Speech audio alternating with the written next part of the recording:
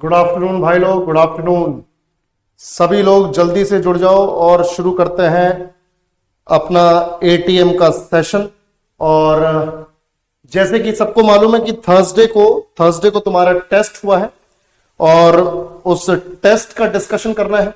कुछ एक दो क्वेश्चंस मैंने वहां पे नए भी दिए थे जो हमने नहीं पढ़े थे, तो उनको भी देखना है। तो एक बार सभी लोग जल्दी से कनेक्ट कर जाओ और फटाफट से टेस्ट को डिस्कस कर लेते हैं और उसके बाद तुम्हें तुम्हारे मार्क्स भी पता चल जाएंगे कि कितने आए हैं। ठीक है भाई, जल्दी से सभी लोग कनेक्ट कर जाओ भैया और उसके बाद आगे बढ़ते हैं।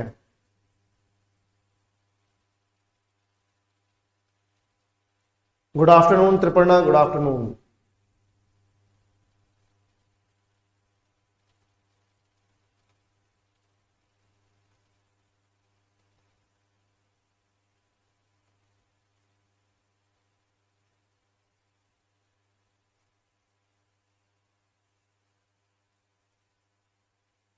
चलो बेटा जल्दी से बताओ कि ऑडियो और वीडियो क्लियर है कि नहीं। ऑडियो वीडियो क्लियर है कि नहीं, सभी लोग जल्दी से रिस्पॉन्ड करो। त्रिपर्णा आवाज क्लियर है बेटा, किशन आवाज क्लियर है।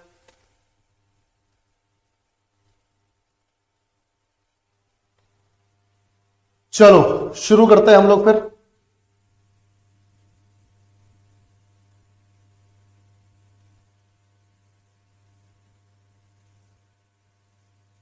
Okay okay okay okay.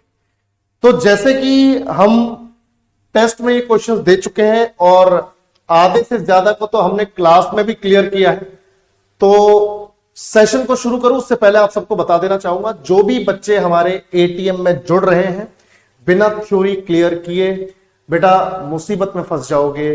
Theory अच्छे से पहले कवर कर लो और उसके बाद एटीएम ज्वाइन करो, या फिर अगर एटीएम ज्वाइन भी करना है, प्रैक्टिस करनी भी है, तो थ्योरी के साथ कवर करते चलो ताकि समझ में आए चीजें। और अगर थ्योरी हो रखी तब तो कोई दिक्कत ही नहीं है, पर अगर थ्योरी में 1% भी शक है कि यार हम लोग कर पाएंगे नहीं कर पाएंगे, पूरी जीके तो कभी पढ़ी नहीं, तो बेटा ये फाउंडेशन तुम जैसे लोगों के लिए ही है ताकि तुम धुरंधरों के साथ कॉम्पीट कर सको, उनको पीछे छोड़ सको और उसके बाद अपना सिलेक्शन ले सको। तो बहुत जबरदस्त, बहुत बढ़िया फाउंडेशन बैच है और बिना कोई सेकंड थॉट दिए तुम आराम से इसको ज्वाइन कर सकते हो। ठीक है, तो सेशन को शुरू करते हैं और फटाफट से शुरू करते हैं हमारा पहला क्वेश्चन। तो पहला क्वेश्चन है, the national waterway number 1 on the Ganga river connects Allahabad with. जल्दी से जवाब दो भाई, जल्दी से जवाब दो कि पहले क्वेश्चन का क्या आंसर तुमने मार्क किया है, और उसके बाद मैं तो इसको एक्सप्लेन कर ही दूंगा, मैं तो समझा ही दूंगा।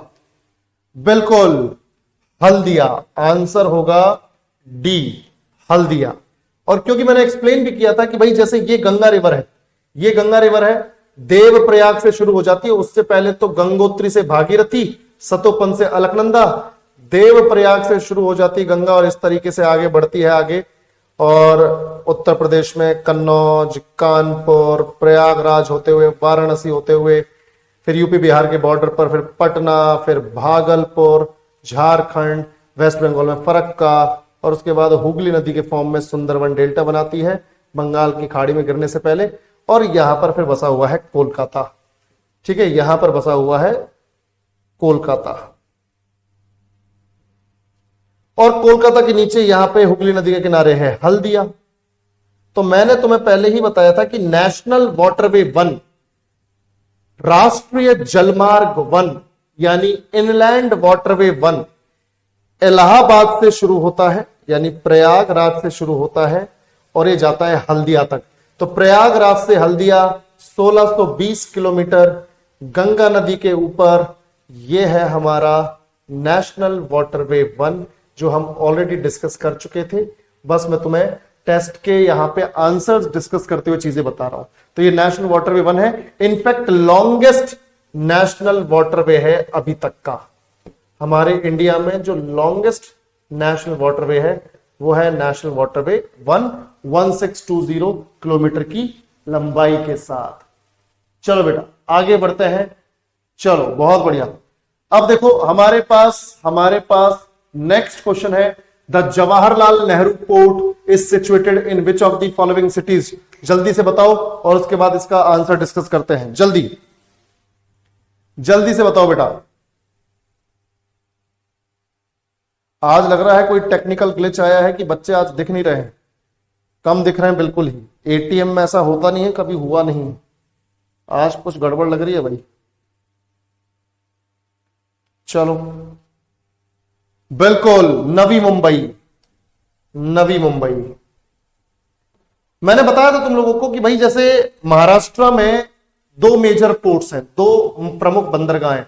वैसे तो 13 मेजर पोर्ट्स है पूरी इंडिया में, पर महाराष्ट्र में अकेले 2 बंदरगाह हैं। जैसे एक तो अपना मुंबई वाला है, तो मुंबई वाला तो हम डिटेल में डिस्कस कर ही चुके हैं। 4-5 फीचर्स मैंने तुम्हें बताए थे मुंबई पोर्ट के, और इसका पुराना नाम बॉम्बे पोर्ट है ना। बॉम्बे पोर्ट कहो या फिर मुंबई पोर्ट कहो। वहीं जिसे हम बोल रहे हैं जवाहरलाल नेहरू, तो वो नवी मुंबई में है।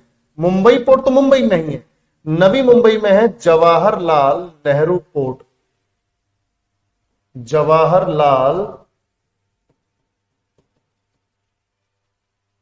नेहरू पोर्ट, या फिर इसी का पुराना नाम है नाहवा शिवा, नाहवा शिवा। और मैंने तुम्हें इसके बारे में बताया था कि ये इंडिया का 2nd लार्जेस्ट पोर्ट है।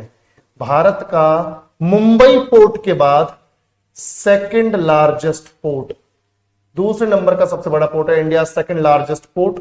और मैंने तुम्हें यह भी बताया था बच्चों, इंडिया का 2nd लार्जेस्ट पोर्ट है। उसके बाद मैंने तुम्हें यह भी बताया है कि भैया यहां पर ध्यान से सुनना मेरी बात, यहां पर ध्यान से देखो, इंडिया 2nd लार्जेस्ट पोर्ट। दूसरी खास बात यह कि ये इंडिया का बिगेस्ट कंटेनर हैंडलिंग पोर्ट है। इंडिया बिगेस्ट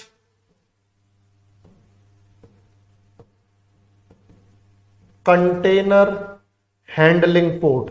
कंटेनर समझते हो, वो इस तरह के कंटेनर तुम लोगों ने पोर्ट्स वगैरह पे देखे होंगे, जैसे इस तरह के रेक्टेंगल शेप के कंटेनर्स रखे होते हैं, इनको उठा उठा के शिप पे रखा जाता है मशीन से। तो कंटेनर्स को हैंडल करने वाला सबसे बड़ा पोर्ट है हमारा नाहवा शिवा या जवाहरलाल नेहरू पोर्ट।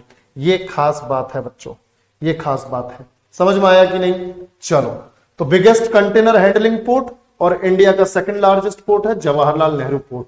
उसके बाद next question, as per Inland Waterways Authority of India.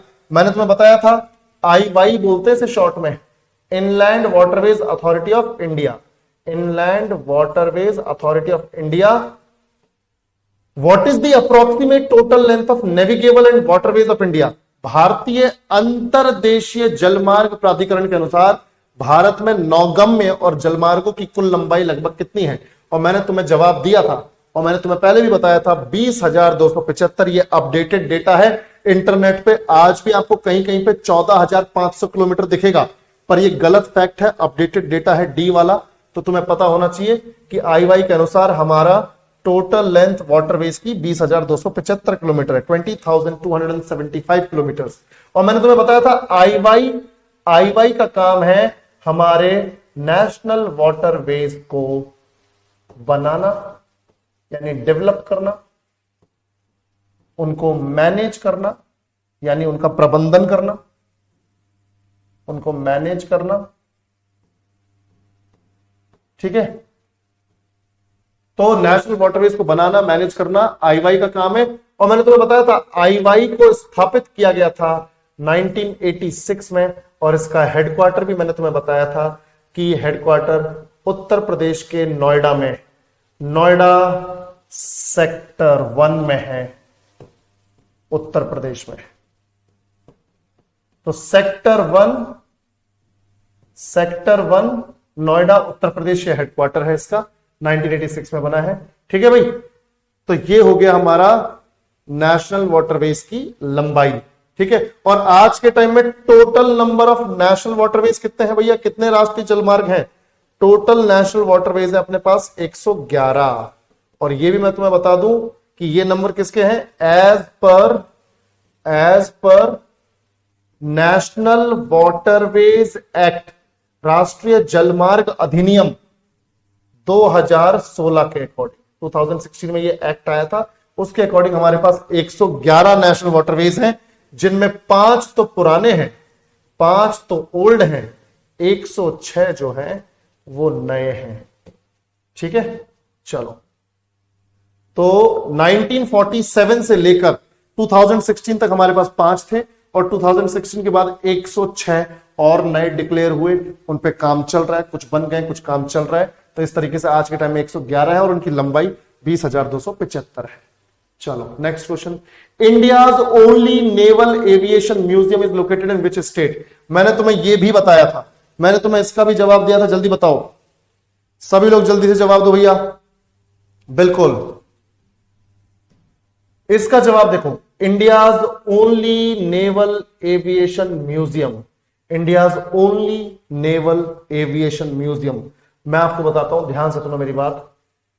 India's only naval museum, देखो ये नेवल एविएशन म्यूजियम, एविएशन का मतलब होता है, ध्यान देखो, एविएशन का मतलब होता है उड्डयन, यानी हवाई जहाज से रिलेटेड। तो नेवी का हवाई जहाज से रिलेटेड म्यूजियम, ठीक है। और नेवी का ये मतलब कि मान के चलो पूरे एशिया में किसी भी कंट्री की नेवी के पास एविएशन म्यूजियम नहीं है। पूरे एशिया में 48 देश हैं, 48 देशों में भारत की नेवी के पास अपना हवाई जहाज वाला म्यूजियम है। ठीक है, तो याद रखो ये कहां पर है बच्चों, ये गोवा में है, ये गोवा में है। 1998 में इसको बनाया गया था।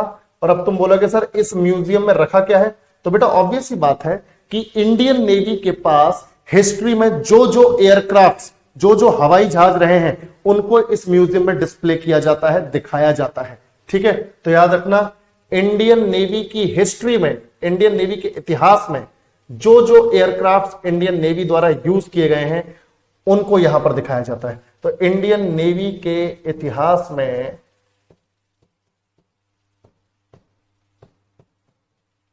जो एयरक्राफ्ट्स यानी जो हवाई जहाज, जो एयरक्राफ्ट्स यूज हुए हैं उनको यहां प्रदर्शित किया जाता है, उनको यहां प्रदर्शित किया जाता है, उनको यहां दिखाया जाता है, डिस्प्ले किया जाता है। ठीक है, चलो बहुत बढ़िया। तो ये हमारा हो गया गोवा। तो गोवा में है, 1998 में बनाया गया था, और इंडियन नेवी के इतिहास में जितने भी एयरक्राफ्ट यूज हुए हैं उनको यहां पर दिखाया जाता है। नेक्स्ट क्वेश्चन, बाकी गोवा की लोकेशन तो तुम्हें मालूम है, गोवा की लोकेशन तो तुम सबको मालूम है। गोवा की लोकेशन ये है, ये गोवा है, और गोवा की कैपिटल है पणजी, पणजी या फिर पणजिम, पणजिम। ठीक है, which port city is called the queen of Arabian sea? Which port city is called the queen of Arabian sea? जल्दी बताओ, ये भी हमने डिस्कस किया था और ये मैंने टेस्ट में भी दिया क्योंकि बार बार पूछा गया है। किस बंदरगाह शहर को अरब सागर की रानी कहा जाता है? मुंबई, चेन्नई, कोलकाता, कोच्चि? जल्दी से जवाब दो बेटा। बहुत बढ़िया प्रतीक, बहुत बढ़िया, शाबाश। तो कोच्चि को कहा जाता है अरब सागर की रानी, और अरब सागर की रानी इसलिए कहा जाता है, बच्चों ध्यान से देखो, क्योंकि अरब सागर के तट पर ही तो है केरल में, ये कोच्चि है यहां पर। भाई इसे तुम कोच्चि कहो या तुम इसे कोचिन कहो, एक ही बात है। कोच्चि कहो या फिर कोचिन कहो, एक ही बात है। और तुम बोलोगे सर इसे अरब सागर की रानी क्यों कहा जाता है? बेटा ये मान के चलो कि 14वीं शताब्दी से, 14th सेंचुरी एडी से कोचिन पोर्ट जो है, कोचिन बंदरगाह जो है, ये फंक्शनल है। ये फंक्शनल है, फंक्शनल इसलिए क्योंकि यहां से ट्रेड होता रहा है, उसी टाइम से यहां से ट्रेड होता रहा है मसालों का, स्पाइसेस का ट्रेड होता रहा है, मसालों का व्यापार होता रहा है उसी टाइम से। तो अरब सागर में उस जमाने में एक मेजर पोर्ट के तौर पे कोच्चि था। मुंबई, मोरमुगांव गोवा का, जवाहरलाल नेहरू, न्यू मंगलुरु, कांडला, ये कुछ नहीं थे, कोचिन था। तो कोचिन अकेला मेजर पोर्ट हुआ करता था उस जमाने में, तो इसको अरब सागर की रानी तब से कहा जाता है, और अकेले मसालों का ट्रेड करता था यहां से। बाकी आज के टाइम में तो इसके आसपास जो पानी है उसकी वजह से भी इसे अरब सागर की रानी कहा जाता है, क्योंकि बहुत ही सुंदर तटरेखा है, बहुत ही आसपास शांत पानी है। तो इन वजहों से भी आज के टाइम में से अरब सागर की रानी कहा जाता है। शांत पानी, सुंदर तटरेखा, और फिर 14 सेंचुरी से मसालों का ट्रेड हो रहा है यहीं से। तो यही वजह है इसे अरेबियन सी की क्वीन कहने का। शांत पानी, सुंदर तटरेखा, यानी ब्यूटीफुल कोस्टल लाइन। ठीक है बेटा, चलो next question. Which of the following is maritime harbour in the gulf of Kutch? Kutch की खाड़ी में निम्नलिखित में से कौन सा समुद्री बंदरगाह है? वेरावल, कांडला, दाहेज, जाफराबाद। वेरावल, कांडला, दाहेज, जाफराबाद, जल्दी से बताओ। कांडला। और कांडला का नया नाम तो कांडला नहीं है। कांडला का नया नाम क्या है भैया? कांडला का नया नाम है दीनदयाल उपाध्याय पोर्ट। बीजेपी के नेता रहे हैं पुराने दीनदयाल उपाध्याय पोर्ट, तो इसलिए इस नाम पर रखा गया है। यानी बीजेपी से पहले एक पार्टी हुआ करती थी जनसंघ, तो जनसंघ के नेता थे और उसी जनसंघ से निकल के आई है बीजेपी। ठीक है, तो भैया कांडला यानी दीनदयाल उपाध्याय पोर्ट। और इस पोर्ट की खास बात यह है कि इसे कहा जाता है ऑफ स्प्रिंग ऑफ पार्टीशन, यानी पार्टीशन की पैदाइश। ऑफ स्प्रिंग ऑफ पार्टीशन, है ना, विभाजन की पैदाइश या विभाजन का बच्चा। क्योंकि अगर विभाजन नहीं होता 1947 में 17 अगस्त को, 15 अगस्त को तो हम आजाद हुए, 14 अगस्त को पाकिस्तान आजाद हुआ, और जो बॉर्डर डिमार्केट हुआ दोनों देशों के बीच में, यानी जो विभाजन हुआ, that happened on 17th of अगस्त, यानी 2 दिन बाद। तो 17 अगस्त को जब विभाजन हो गया, और ये जो कराची पोर्ट जो हम पहले इस्तेमाल करते थे वो जब पाकिस्तान के पास चला गया, तो हमारे पास नया पोर्ट बनाने के अलावा कोई रास्ता नहीं बचा, और हमने कराची पोर्ट की कमी को दूर करने के लिए कांडला पोर्ट बना दिए। ठीक है भाई, तो कांडला पोर्ट क्यों बनाना पड़ा? क्योंकि हमारे हाथ से कराची चला गया। अगर कराची पोर्ट नहीं जाता तो हम कभी भी कांडला पोर्ट नहीं बनाते, क्योंकि हमारी सारी की सारी चीजें फिर कराची पोर्ट से हो ही रही थी, सारा काम कराची पोर्ट से होता। तो कांडला पोर्ट की जरूरत इसलिए पड़ी क्योंकि कराची हमारे हाथ से चला गया। और ऑब्वियस सी बात है, विभाजन के बाद जब उधर गया है, विभाजन नहीं होता तो कराची भी हमारे पास रहता। तो विभाजन की वजह से कांडला पोर्ट बना, दीनदयाल उपाध्याय पोर्ट बना, इसलिए से बोलते हैं offspring of partition. I hope आपको समझ में आया है। चलो बेटा next question. Which of the following port is a riverine port? निम्नलिखित में से कौन सा बंदरगाह एक नदी बंदरगाह है? यानी 13 में से 12 पोर्ट्स, 12 पोर्ट्स, जो 13 मेजर पोर्ट्स हैं उनमें से 12 मेजर पोर्ट्स तो बंदरगाह जो है वो तो तट पर है, कोस्ट पर है, सागरों के कोस्ट पर है, बंगाल की खाड़ी के कोस्ट पर है, अरब सागर के कोस्ट पर है। पर एक पोर्ट ऐसा है जो नदी के किनारे है, ना कि सागर किनारे है। कौन सा है?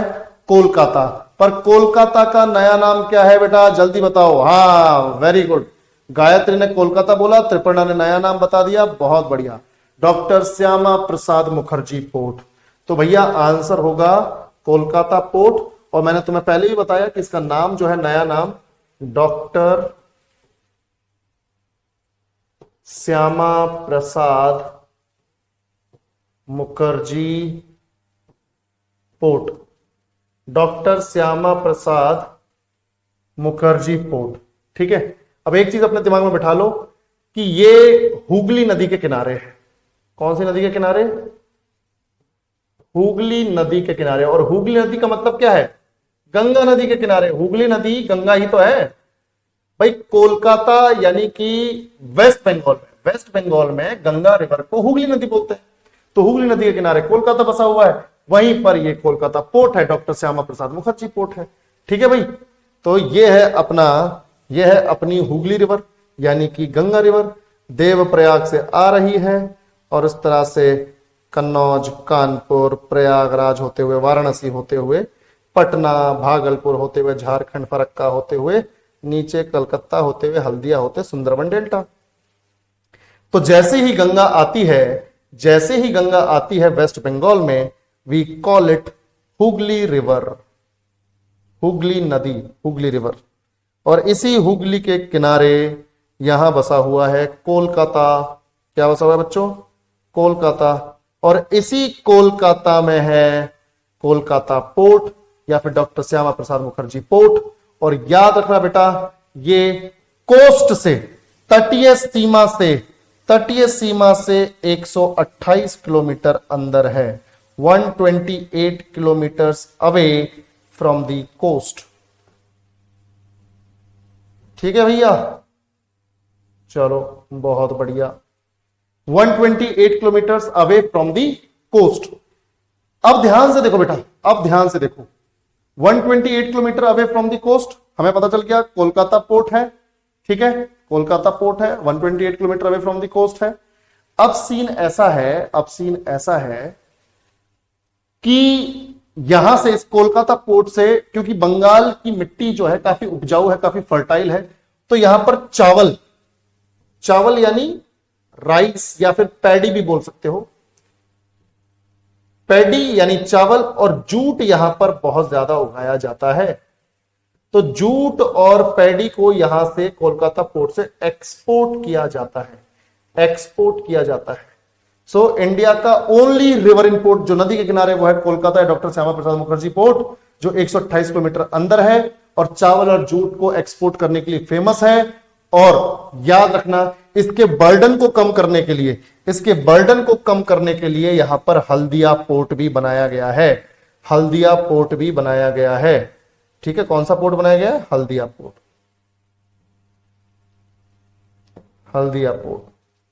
तो हल्दिया पोर्ट ऑक्सिलरी पोर्ट है, सहायक पोर्ट है कोलकाता पोर्ट का, डॉक्टर श्यामा प्रसाद मुखर्जी पोर्ट का। ठीक है, चलो जवाब मिल गया। Next, which of the following rivers is a part of national waterway 5? इनमें से कौन सी रिवर नेशनल वाटरवे 5 का पार्ट है? जल्दी बताओ बेटा।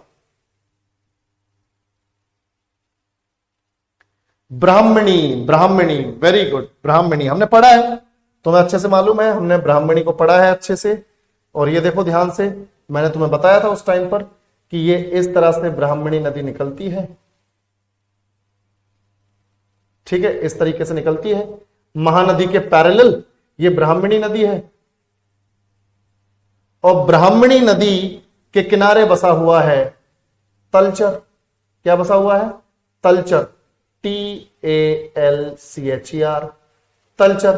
और तलचर से आप जा सकते हो ब्राह्मणी नदी के थ्रू धमरा तक। पर नेशनल वाटरवे 5 तो तलचर और ग्योनखली के बीच में है। ग्योनखली। तो तलचर से धमरा तो पहुंच गए ब्राह्मणी नदी के थ्रू। कौन सी नदी के थ्रू?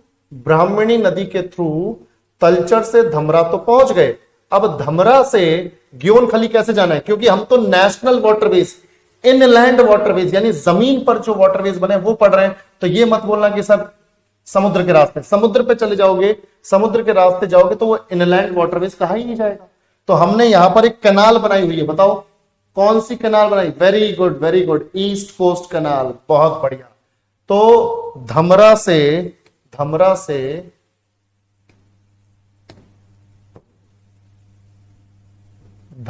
से ग्योनखली के लिए हमारे पास है ईस्ट कोस्ट कैनाल, पूर्वीय तटीय नहर, ईस्ट कोस्ट कैनाल यानी पूर्वी, इसको भी ब्लू कलर से लिखते हैं,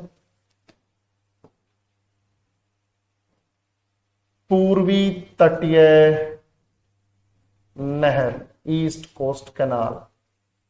ठीक है, ईस्ट कोस्ट कैनाल, पूर्वी तटीय नहर। तो ब्राह्मणी नदी तलचर से धमरा से ग्योनखली, ईस्ट कोस्ट कैनाल।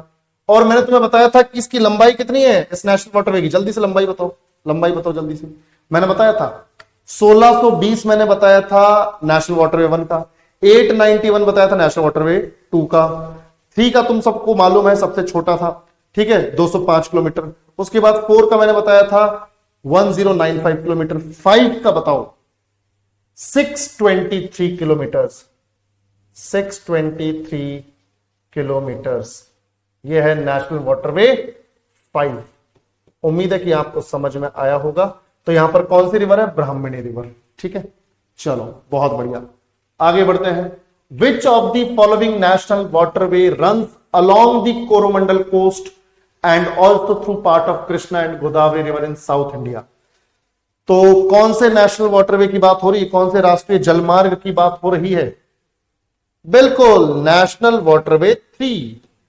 पक्का? नहीं, national waterway 4। National waterway 4।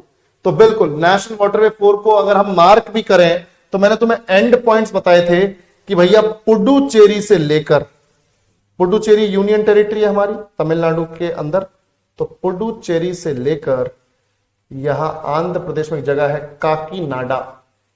Kakinada, तो काकीनाडा से पुडुचेरी या पुडुचेरी से काकीनाडा के बीच में है नेशनल वाटरवे 4, और यहां ये कैनाल सिस्टम पे बना हुआ है। और मैंने तुम्हें बताया था कि 2 जगह और है बीच में। एक जगह है राजमंड्री। कौन सी जगह है? राजमंड्री। और एक जगह है यहां पर विजयवाड़ा, आंध्र प्रदेश में विजयवाड़ा। तो अब इन प्लेसेस के बीच में बच्चों कैनाल्स हैं, नहरें हैं। तो मैं नहरें बनाता हूं। देखो, पहली नहर तो यह है पुडुचेरी से विजयवाड़ा तक। इस नहर का नाम है बकिंगम कैनाल। अंग्रेजों का इंग्लैंड में जो महल है उसका नाम है बकिंगम पैलेस। बकिंगम पैलेस, तो बकिंगम कैनाल अंग्रेजों का ही दिया हुआ नाम है, बकिंगम कैनाल। पुडुचेरी से विजयवाड़ा, बकिंगम कैनाल। विजयवाड़ा से राजमंड्री, इलूरू कैनाल। कौन सा नाम है भैया? क्या नाम है? इलूरू कैनाल।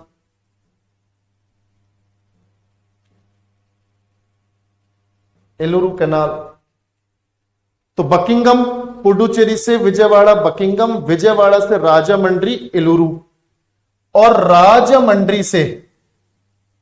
राजमंड्री से काकीनाडा के बीच में इस नहर का नाम है काकीनाडा कैनाल।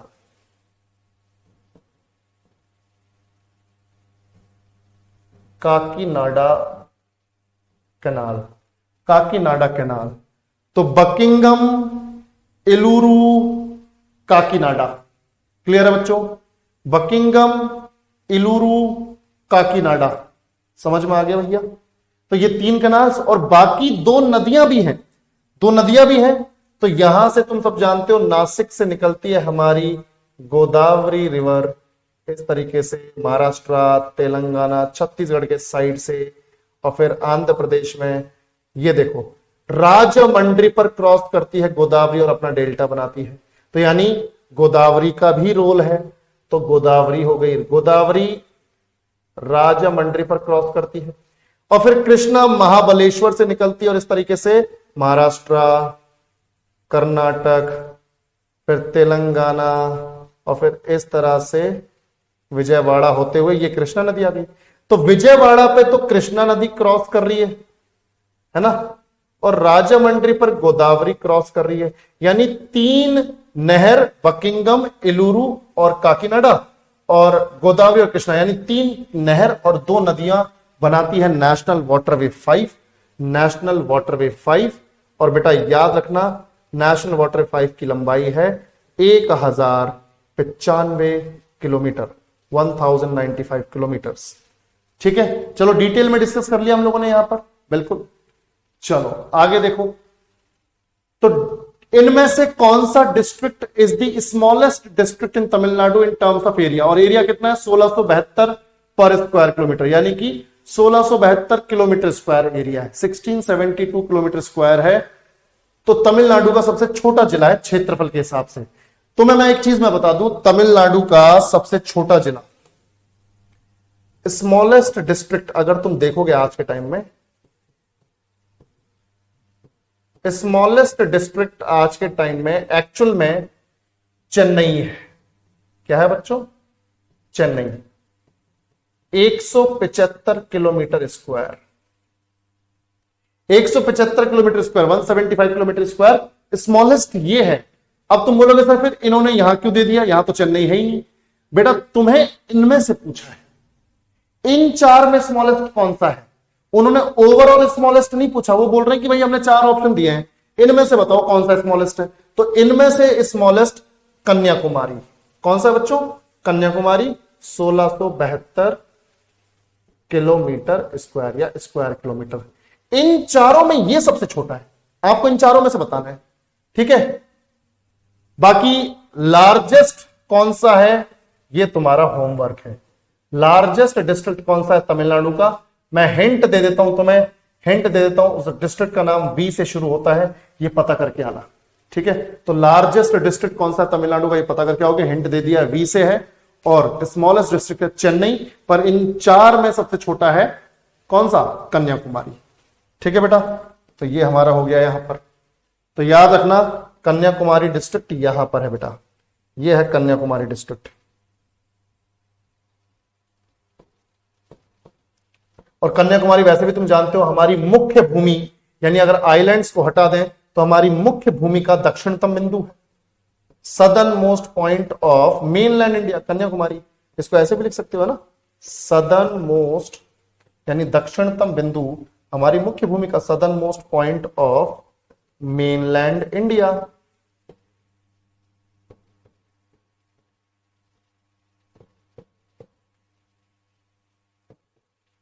ठीक है बेटा, चलो तो ये हमारा हो गया यहां पर आज का ये वाला सेशन खत्म लगभग। ये एक हमारा क्वेश्चन है कि मणिपुर कहां पर लोकेटेड है, मणिपुर कहां पर स्थित है। अगर तुम्हें समझ में आता है इंडिया का मैप, अगर तुम्हें समझ में आता है इंडिया का मैप, तो इस इंडिया के मैप में देखो भैया,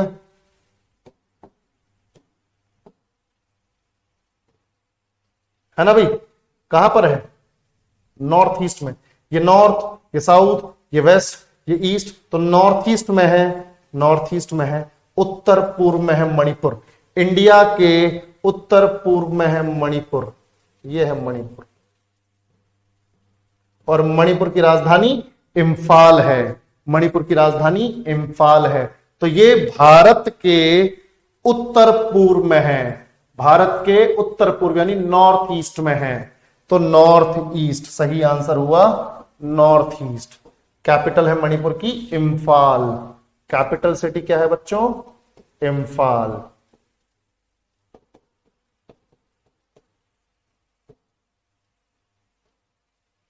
चलो समझ में आया कि नहीं? बिल्कुल। एक लास्ट क्वेश्चन देखते हैं। Odisha shares its border with how many Indian states? बताओ बेटा, ओडिशा की सीमा कितने भारतीय राज्यों के साथ लगती है? ये जवाब तो दे ही दोगे, मजा आ जाएगा। चलो मैं मैप भी दिखा देता हूं, मैप देखो, ये ओडिशा है, अब बता दो।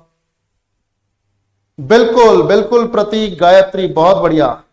4, और कौन कौन से 4 देखो बेटा, इस तरफ तो वेस्ट बंगाल हो गया, ये तो वेस्ट बंगाल हो गया, तो 1 हो गया। ये अपना हो गया झारखंड, तो ये अपना दूसरा हो गया झारखंड। फिर ये अपना हो गया यहां पर